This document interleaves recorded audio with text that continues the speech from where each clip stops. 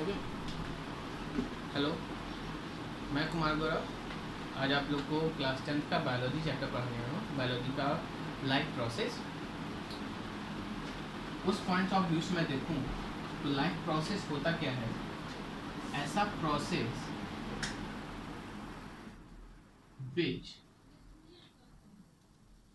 Maintains our life, maintains our life और body. तो ध्यान से देखने वाली बात कि आखिर लाइफ प्रोसेस है क्या। हमने कहा कि जो हमारे बॉडी को मेंटेन करे, जो हमारी लाइफ को सस्टेन कराए, वो है लाइफ प्रोसेस। तो ये लाइफ प्रोसेस होगा कब? सिर्फ एक कंडीशन में, जब आप प्रॉपर न्यूट्रिशन कर रहे होते हैं। मतलब ये कि अगर आपने न्यूट्रिशन किया तो वो पूरे के पूरे लाइफ प्रोसेस को रिप्रेजेंट करेगा। लेकिन हम जब भी साइंस पढ़ाते तो हम कह देते कि जिस वर्ड के लास्ट में, जिस रूट वर्ड के लास्ट में ION हो, वो एक प्रोसेस को रिप्रेजेंट करता है। हम कहें कि अगर ये न्यूट्रिशन है, इसका रूट वर्ड क्या होगा? वो होंगे न्यूट्रिएंट। हमको ये डिफाइन करनी है कि अगर हमको इसका न्यूट्रिएंट की डेफिनेशन पता हो गई तो हम ये बता देंगे कि न्यूट्रिशन होता क्या है। ठीक, तो अब सोचो क्या है कि न्यूट्रिशन, न्यूट्रिएंट क्या होता है। हम इसको ध्यान से देखें। न्यूट्रिएंट होता है component of food, component of food. ये फूड का पार्ट है विच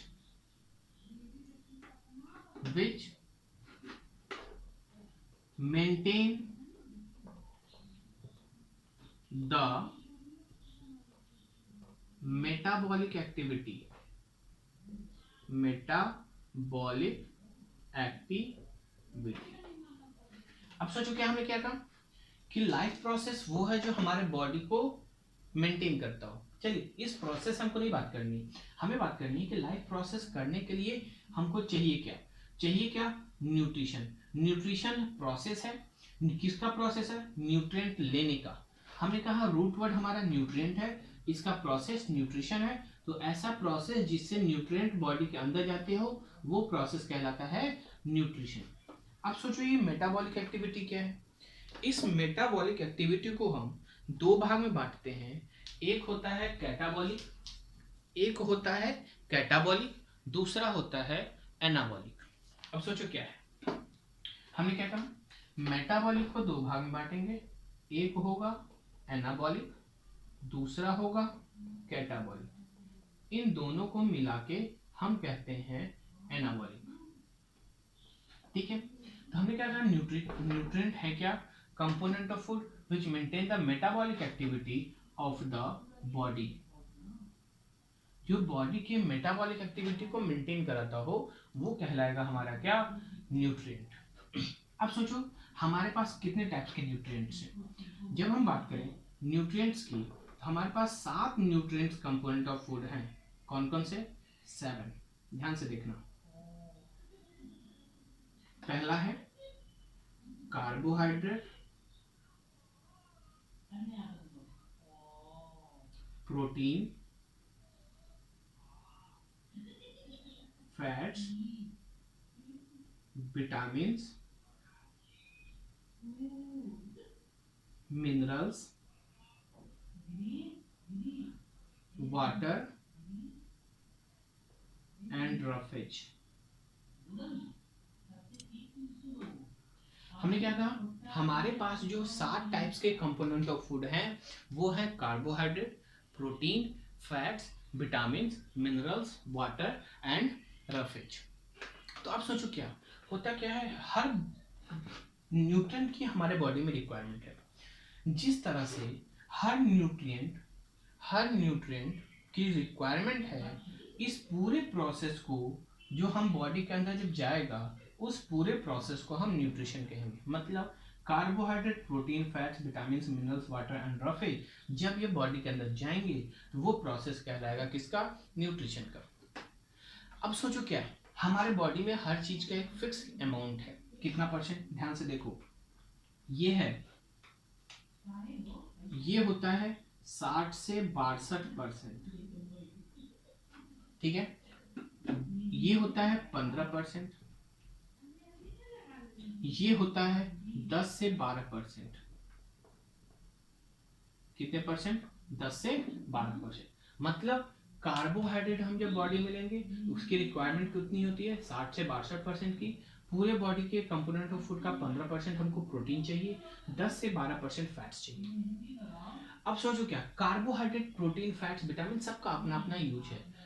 एनर्जी प्रोवाइडिंग फूड्स होते हैं सबके सब। एनर्जी, कार्बोहाइड्रेट, प्रोटीन, फैट्स, ये सब एनर्जी गिविंग फूड्स हैं। कुछ होते हैं जो हमको डिजीज से बचाते हैं। आपको पता होना चाहिए कि हर चीज से के नॉर्मली हम विटामिन के अलग अलग पार्ट्स पढ़ते हैं, विटामिन के अलग अलग टाइप्स पढ़ते हैं और उनका अपना अपना एक नाम होता है। हर नाम की वजह से अपना अपना एक डिजीज होता है। मतलब हर डिजीज, हर चीज का लैक हो जाए, कोई भी इसमें लैक हो गया, कमी हो गई, उसका सिम्टम्स हमारे बॉडी पे दिखता है। तो हमने कहा कार्बोहाइड्रेट 60 से 62% चाहिए, प्रोटीन 15% चाहिए, फैट्स 10 से 12% चाहिए और बचे खुचे में हमारे पास कौन?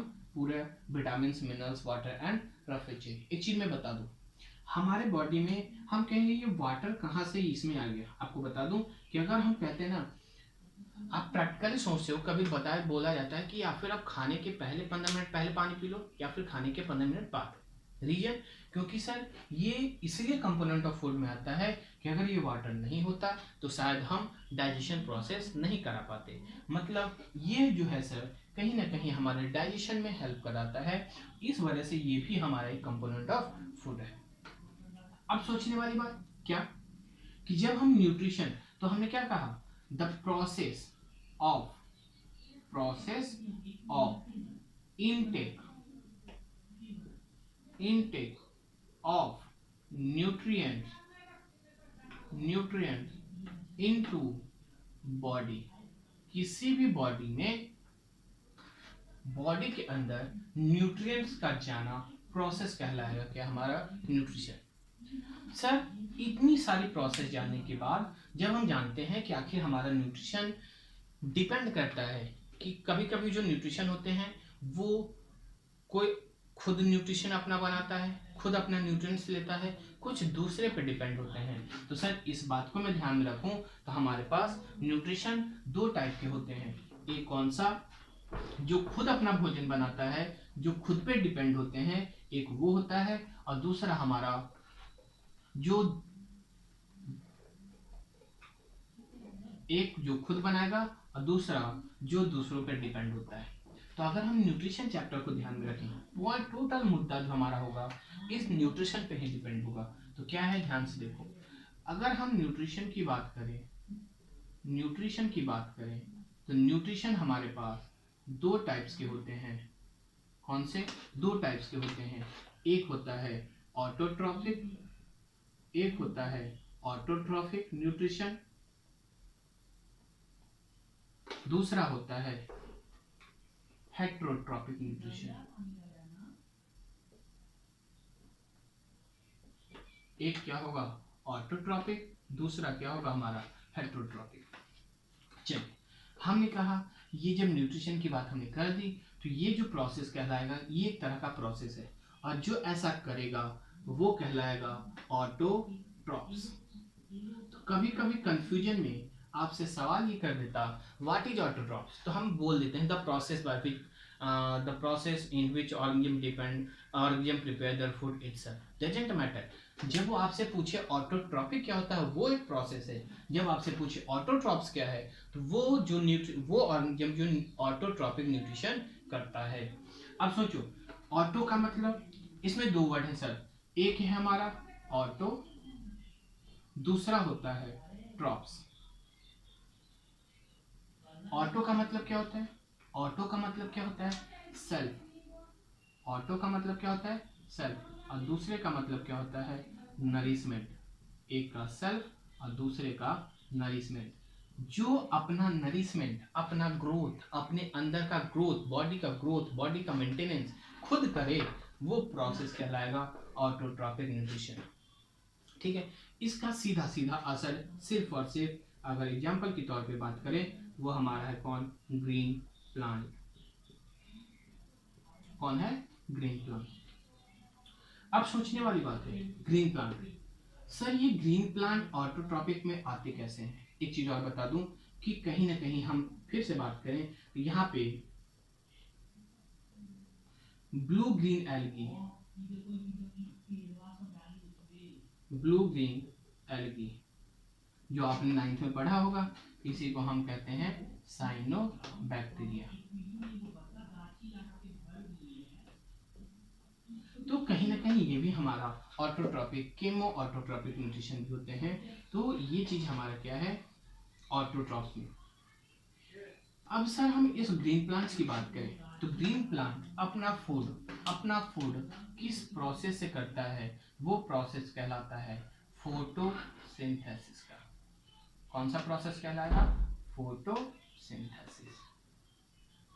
अब सोचिए फोटोसिंथेसिस, इसमें भी दो वर्ड है सर, एक है हमारा फोटो, दूसरा है हमारा सिंथेसिस। फोटो का मतलब होता है लाइट, फोटो का मतलब लाइट, सिंथेसिस का मतलब टू मेक, जो अपना भोजन लाइट के प्रेजेंस में बनाता हो वो कहलाता है हमारा फोटोसिंथेसिस। चलिए अब सोचो क्या कि फोटोसिंथेसिस करेगा कैसे?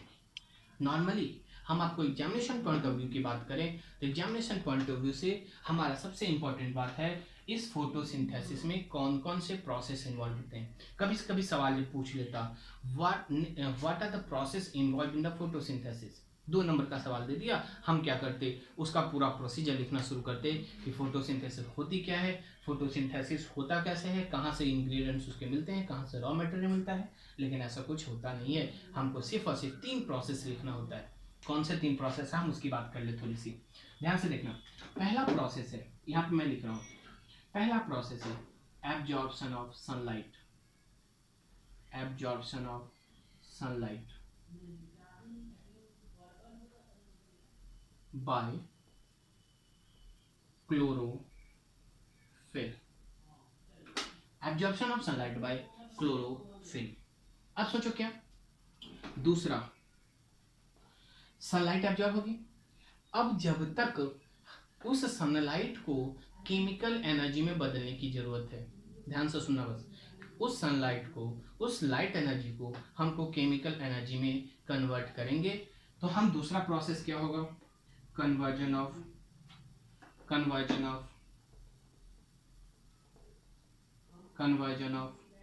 लाइट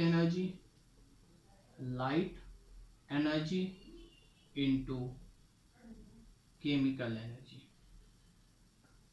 एंड जब लाइट एनर्जी और केमिकल एनर्जी में बदल गया तो यहीं पे हम एंड स्प्लिटिंग ऑफ वाटर